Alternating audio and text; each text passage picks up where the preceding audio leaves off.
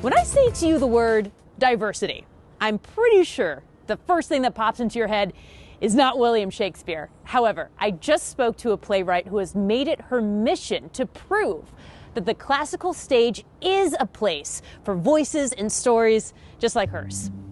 Thou shouldst have better have been born a dog than answer my waked wrath. Watching Deborah Ann Bird take the stage is something unforgettable. Oh, thou weed, who art so lovely. It is sometimes a difficult story. Sometimes it's a challenging story, but it is a story of hope. Wanting the love of her husband Iago, she steals it for him. What you're seeing is an excerpt from her autobiographical show titled Becoming Othello, A Black Girl's Journey, performed here at Seattle Shakespeare Company.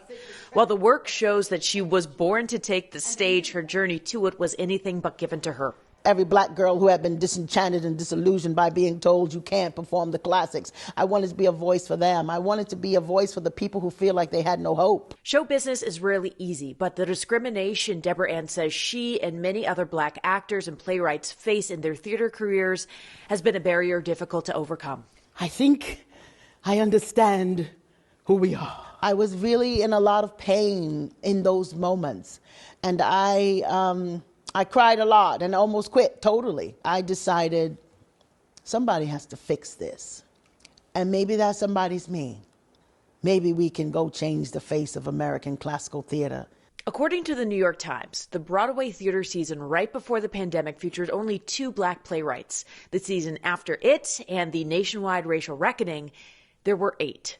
This represents some of the progress made in American theater, especially when it comes to featuring the work written by black playwrights, as theater is a powerful way to open minds. There is a commonality of lived experience that we can connect to, whether it is our own lived experience or not. We can generate a sense of acknowledgement of the other person as a human being. It was very important that people physically saw people of color on the stage performing the classics, because some people don't believe it until they see it. Representation is important. Deborah Ann fell in love with Shakespeare in the 90s when she saw a black troupe performing his work.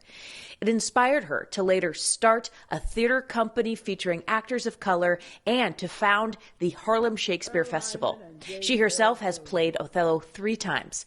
While she's a groundbreaker, she says she is only following history. Way back in 1821, before black people were free from slavery, there were black people doing Shakespeare in New York. Me, I can't do it because what? Because you're lying. We create companies.